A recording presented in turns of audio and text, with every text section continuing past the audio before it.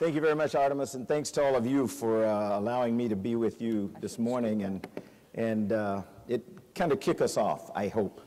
I also want to thank Explore Mars as well as the GW President Steve Knapp and Scott Pace of the GW Space Policy Institute for bringing us together for the second annual Humans to Mars Summit.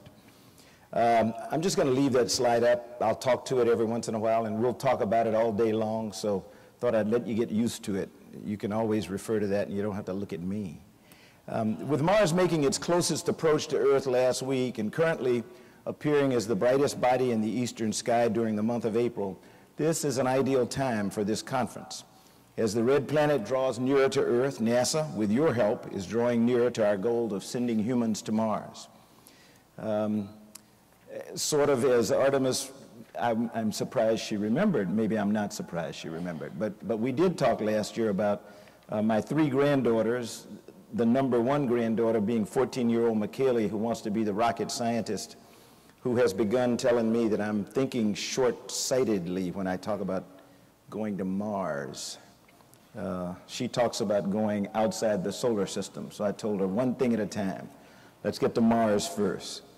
During the next 3 days, you're going to get an update on NASA's stepping stone approach to Mars from some of the leading experts at the agency, including Ellen Stoffen, NASA's chief scientist, Bill Gerstenmaier, our associate administrator for our Human Exploration and Operations Mission Directorate, and Mike Gazarek, associate administrator for NASA's Space Technology Mission Directorate.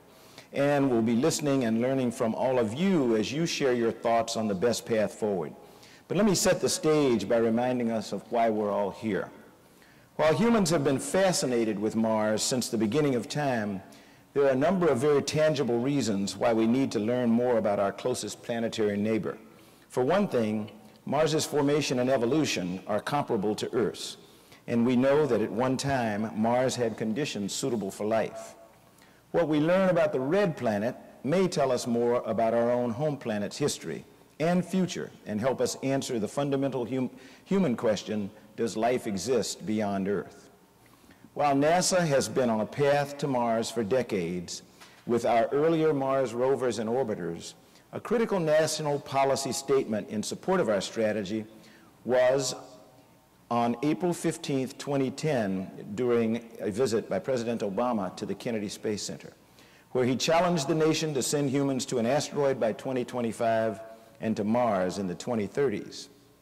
The U.S. National Space Policy, set in 2011, further supports those goals.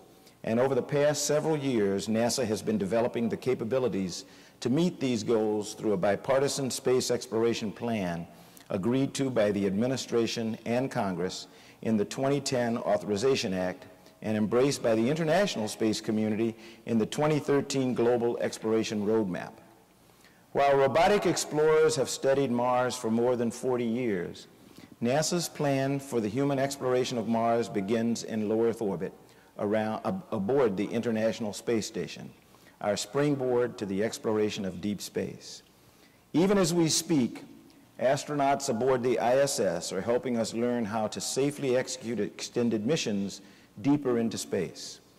We're guaranteed this unique orbiting outpost for at least another decade by the administration's commitment to extend the ISS until 2024. This means an expanded market for private space companies, more groundbreaking research in science discovery and microgravity, and opportunities to live, work, and learn in space over longer periods of time. And as most of you know, we're working to return both cargo and human launches to the ISS to American soil.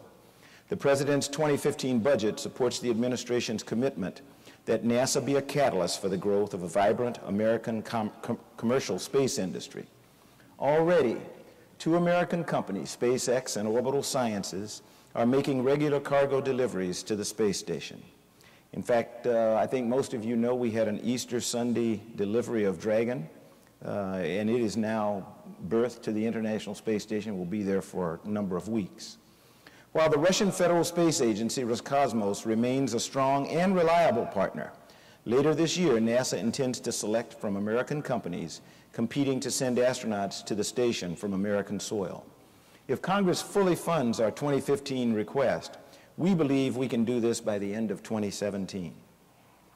Our next step in deep space, where NASA will send the first mission to capture and redirect an asteroid to orbit the moon. Astronauts aboard the Orion spacecraft will explore the asteroid in the 2020s, returning to Earth with samples.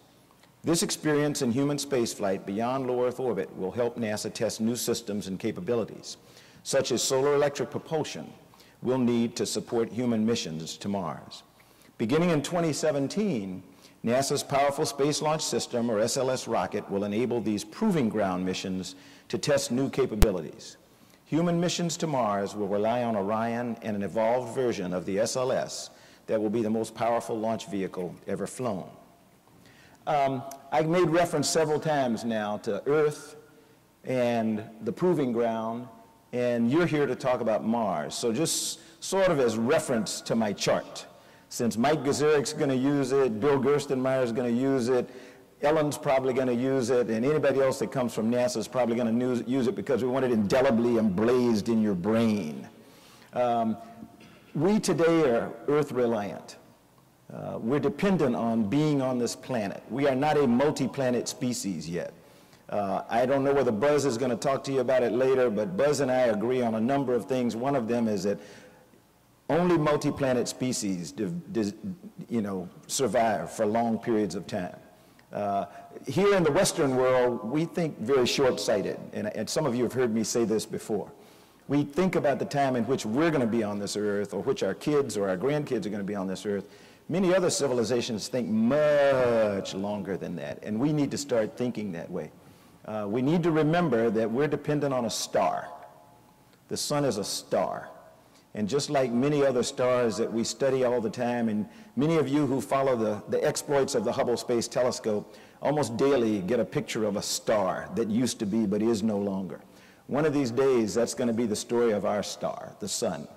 And so if this species is to survive indefinitely, we need to become a multi-planet species. So one reason we need to go to Mars is so we can learn a little bit about living on another planet, so that when McKaylee, my granddaughter, is ready to move out of the solar system, we'll know a lot more about living away from this planet than we know today. So Mars is a stepping stone in the stepping stone approach to other solar systems and other galaxies and things that people have always dreamed of, but frequently don't talk about. So we're Earth reliant right now, and our stepping stone in the Earth reliant system is the International Space Station. I hope I don't need to remind this audience, but I will take advantage of it anyway, because I find that sometimes people don't remember. We have now been on the International Space Station continuously, without interruption, for almost 14 years. Continuously, without interruption, for almost 14 years. Everybody's excited right now because of what's going on in the Ukraine. Although I'm cautious, I am cautiously optimistic, because we went through this when the Russians went into Georgia, and station continued to operate the way it is now. We continue to operate just as we always have today, with Roscosmos and JAXA and ESA and the Canadian Space Agency and all of our partners. So the ISS continues to move on as our stepping stone to the rest of the cosmos. The proving ground is where we need to go. And so we're going to present our case to you over these next 3 days, and hopefully you will pummel us with questions. I'm having trouble with the lights, but I think I may see Michelle, you down there? There's Michelle on the third row. So Michelle Gates is here. I don't see Gerst yet. I know Mike Gazerik was there, but you should pummel us with questions about why we chose this path. There are all kinds of ways we could go to get to Mars, to include those that some people espouse, which is just go right now. Forget about all this other stuff, just go. We don't think that that's the right idea. So we don't think we can just go, but we need to take a measured approach as we go. And so we've chosen an asteroid in lunar orbit as our proving ground, where we can develop the technologies we need to make it the distance to Mars. We can learn how to operate in that environment, because Mars will probably not be like, Mars and its moons will probably not be like operating in low Earth orbit.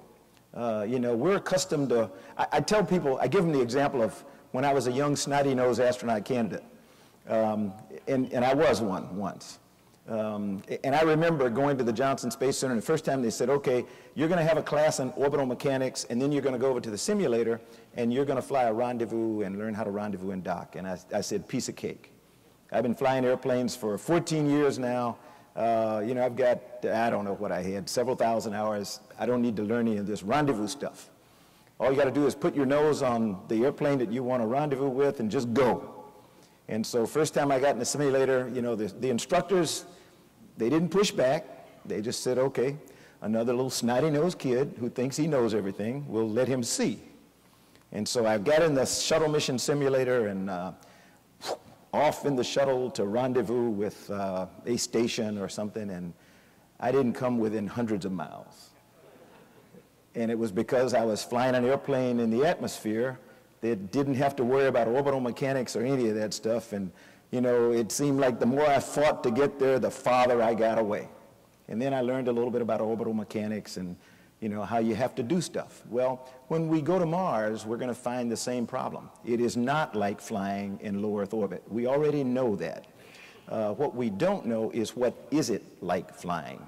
So we're going to use rendezvous and approach to an asteroid in lunar orbit, which is a little bit less than our gravity, to try to figure out how do we maneuver out there. And then we're going to, in a stepping stone manner, go out and probably maneuver around the moons of Mars and then figure out, okay, how do we finally get down to the planet safely with human beings? So that's sort of what we talk about, the proving ground, and then on to being Mars ready.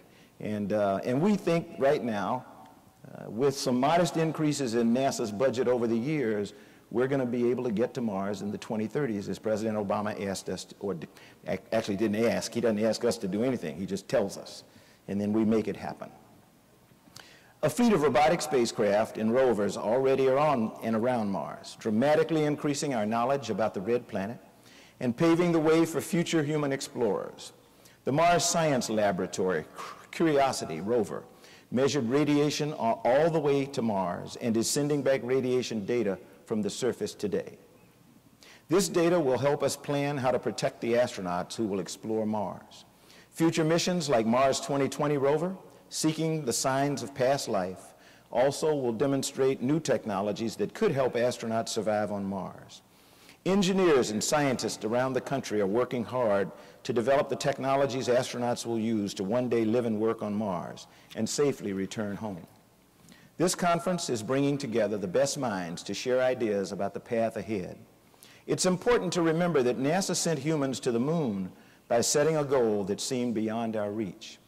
With Mars as our focus, we are steadily building the capability to enable human missions to Mars. The challenge is huge. I don't want to fool you. The challenge is huge. If you don't think so, then please listen up as we talk over these next 3 days. But we love huge challenges. We're making real progress right now as a radiation monitor on the Curiosity rover records the Martian radiation environment that our crews will experience. Advanced entry, descent, and landing technologies needed for landing on Mars are ready for entry speed testing high above the waters of the Pacific Ocean in June. Orion is finishing preparation for a heat shield test in December, and flight hardware for the heavy lift rocket necessary for Mars missions is already beginning manufacture in New Orleans. We're counting on the support of Congress, the scientific community, and all of you in this summit to help us realize that goal. The future of space exploration, in my estimation, is bright, but it'll be up to all of us in this assembly to bring the rest of the world along on this great adventure that awaits all humanity. So with that, I'll finish my formal comments, and then, Artemis, do I have time for questions? Can I do that? Yes, you have. Great. Can I come up? You, uh-oh. You know, you're now Chris Carberry. Oh, that's okay. Welcome to our company. That's all right. So I think they told me they have mics that way and that way right here. So if you all will come down, I'll try to answer questions that you have. And if I can't answer them, trust me, there are enough people out here in the audience that I'll let ask. You can answer some of them.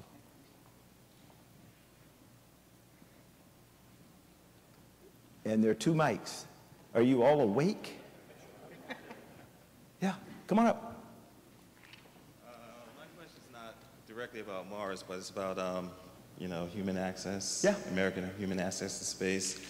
Congress was not especially polite to you. The last time you had to testify before Congress, they wanted a contingency plan about how can we quickly get American access back to space. SpaceX thinks they can do it by 2015. I think a possible contingency plan, if we could give them additional funding so that they're not just flying their own crews, but can in fact fly NASA crews to ISS. Do you think that's a possibility? If we had selected SpaceX now as one of the providers, then I would be able to do that. We haven't selected a provider yet. You may know more than I know. I don't know that SpaceX is the best provider they haven't provided any human-rated vehicles yet, but they're in competition. There's a blackout right now, so I don't know how they're doing. We're going to select the best potential providers, and then we'll go with them. And they may be ready before 2017, but our goal right now is to be ready by 2017. And as I told the Congress 2 weeks ago, you know, the contingency plan for rockets is years away and multi-billion dollars. The contingency plan for having an American capability to put humans on orbit is $858 million next year and 3 years away. So that's better than the contingency plan on rockets. Okay. They didn't like that answer, I know, but Thank you. You know, there is no instant access to space on American rockets. It just ain't going to happen because we didn't pay attention, you know, years ago. Yeah, that was a big part of that was Congress as well. And I'm not going to, you know, I don't want to get in the position where I'm blaming Congress alone. It's been a number of administrations. The decision to do this, okay, and I'm going to help some people here who don't remember history. The decision to start this path came in 2004 when we lost Columbia. The Columbia Accident Investigation Board met and gave a report, and one of my predecessors, the NASA administrator at the time, said, I'm going to accept every recommendation in that report. Now, whether that was wise or not, I don't know. But that was the decision that was made back in 2004. And so we started on this path, and I think we've kind of picked it up. We've picked up the pace, at least in the 5 years that I've been the NASA administrator. We only talked about commercial cargo. We now have it. We only talked about commercial crew, and we had no money that the administration put toward it, to be quite honest. Not even a proposal. So, you know, when the president came in, I think the first time we requested, and Congressman Wolf corrected me, the first time in the budget, although we knew we needed $1 billion, I think the first time in the budget, we asked for $500 million, and we got 312. Now, I don't care what Congress says or what staffers say or anything, 312 million is not 500 million, okay? And it's not more than 500 million. So we have never gotten what the president asked for commercial crew. And we really need the support of Congress. And it's my intent to get down on my hands and knees and beg and plead and help them understand that this nation needs our own capability to get humans into space. And we can do it. Hi, we have no experience whatsoever with gravity, 38% gravity as we have on Mars, with any biological system, much less humans. So at previous conferences, I've heard American folk, European and Russian all say, we need to put a centrifuge on the space station and do something with mice or something. So why don't we see NASA doing that? Well, because back when the space station was envisioned, and again, I wasn't here, so I'm going to tell you what I heard. Although the plan was for a centrifuge to be on the International Space Station, it fell victim to what things usually fall victim to, the budget. And so, it just fell out when we looked at how much money was going to be available for station. But we're looking for alternative ways to do it. If you look at that chart, the proving ground, we're going to be orbiting in cislunar and translunar orbit. We're going to be orbiting the moon. And that means that, okay, some people will hopefully take an opportunity to drop out of lunar orbit to the surface. We have commercial partners. We have international partners who are saying, we can't do it on our own, but if you can help us, we think we can get to the surface of the moon. We have challenges going on right now to see if commercial companies or entrepreneurs can put things on the surface of the moon. The U.S. government can't do everything. And I said, our plan to go to Mars is based on the budget that we proposed today with some modest increases in the out years. We are not going to get 4% of the federal budget. So in this group, if you are serious about wanting to go to Mars, then start thinking about reality. And reality is the budget. And we are not going to get 4% of the federal budget to go to Mars or any other place. So we're going to have to figure out ingenious ways to do it based on the present budget plus some modest increases. And I think we can do it. And now you all may not agree, but if you feel we've got to have the Apollo era funding levels, then forget it right now. Don't even spend your time in this conference, because we are not going to get that. You know, people told us we couldn't see commercial cargo. Anybody in here who works in NASA will tell you 5 years ago, people said it won't happen. Some of my predecessors said commercial crew and cargo, forget it. I'm not putting any money. I'll give you $500 million, and that's all you're getting for commercial cargo. And we took $500 million, and we now have commercial cargo. So we're just saying, you know, we got some smart people too. And we do listen to you. And so that's really what we want to hear in the 3 days of this conference, is given the budget realities of today, how do we make that happen? And no, we won't have 4 SLSs out orbiting. I hate this. There are pieces of this chart. Truth be told, okay? Sometimes even we are not real good at chartsmanship. SLSs are not going to be flying around Mars. For those of you, I know there's some purists out here who are going, look, he doesn't even know what he's talking about. He's got SLSs going all the way to Mars. No. SLSs don't go much farther than low Earth orbit. You know, they do like most first stages and second stages and all that. They end up in the ocean somewhere. We do know that. So don't, you know, humor me. Question? Yes, please come. Don't let me talk all this time. Just come right up. Yes, sir. 2 questions, actually. Okay. Sorry. Question 1. What do you say to the public when they say that NASA is dead? That's question 1. Yeah. After the space shuttle. This is a popular perception. Yeah. And question 2, please speak to education of K-20 and what you guys are going to do to help get your message out to kids. Sure. When people talk about NASA being dead, I say, you know, I wish I could agree with you. However, we're still working really hard, keeping Curiosity moving all over the lunar surface. We've still got Opportunity, which is a much smaller rover that's really pumping data back. We've got orbiters that are orbiting Mars right now, giving us data. We've got Juno on the way to Jupiter. We've got Pluto, New Horizons on the way to Pluto. We already put Messenger in orbit around Mercury. That had never been done before. We're working with our international partners. There are I don't know, 15 nations contributing monetarily to life on the International Space Station. We now have commercial cargo that's going back and forth to the International Space Station. We have 3 companies in serious competition to carry crew to the International Space Station. We hope to make an announcement sometime end of the summer, early fall. If that's dead, so be it. I can't help, you understand. I am a shuttle person. I love shuttle. It was time for shuttle to go. And it was time for shuttle to go long before we phased it out, because shuttle was not, and I know there's some shuttle people in here. I talk to Bob Thompson all the time. I spent a Saturday with him not very long ago down in Houston over beer, helping me understand why if I just kept shuttle going, we could have used shuttle to get to Mars. That's true. We could have. If we had on-orbit fuel depots and the commercial companies were flying rockets the way that they will do someday, we could have done that. So those of you who are shuttle fans much more than who still think it should be around, I'm not going to argue that point. Like I said, there are 1,000 different ways to do what we want to do. As a Marine, I was taught as a second lieutenant. Lieutenant, make a decision. Because if you don't, the troops are not going to follow you anywhere, and they're going to leave you at the start line. And so they'll tell you the mission's over when they come back and talk about it. We made a decision. Some people in this room don't like it, but we're on our way. And you can either go with us or figure out how to start all over again. And everybody in this room, I think, knows what happened when you start all over again. We're farther down this road than we have been in a long, long, long, long time.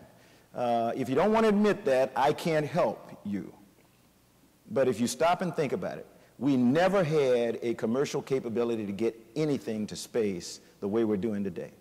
We're oh so close to having a commercial capability to get crews to space. And NASA is finally freed up to work with all of you to do exploration, which is what everybody in this auditorium, I hope, came here to talk about. So, you know, get over it, to be blunt. This is the path we have chosen. Help us get it right. I mean, we can tweak it along the way. Everybody knows that. If you don't start down a road, you know, and figure out, okay, we took a wrong turn, how do you ever get to the destination? We can tweak this. I can't tweak just constant ideas with nothing. We now have hardware under construction. We can do this, but I need your help. Question here. Excuse me. Okay, that's all right. One more. Okay. Michelle will answer them when she gets up, and Bill Gerstenmaier will answer them when Well, I'd like to put a bug in your ear. There's an example Gotcha. of gravity that could operate on the space station, which has been sitting in the wings for probably a decade. Have yourself or your minions re-examine the Mars gravity biosatellite. It was a joint task between Georgia Tech and MIT years ago. It sits in mothballs. It can be flown on small boosters. It is a little centrifuge full of mice. Yeah. Female mice, in fact. It could Is that important? Well, it is for the statistics of the Okay. biophysics. Okay. But it can be parked outside the space station. You don't have to add the centrifuge to the space station. Park it outside the space station, spin it up, take it in and out. Another question that arises. That wasn't a question. That was a statement. Well, If there's a question, get to it, because they're going to pull well, me the off question the is, stage. have you considered it?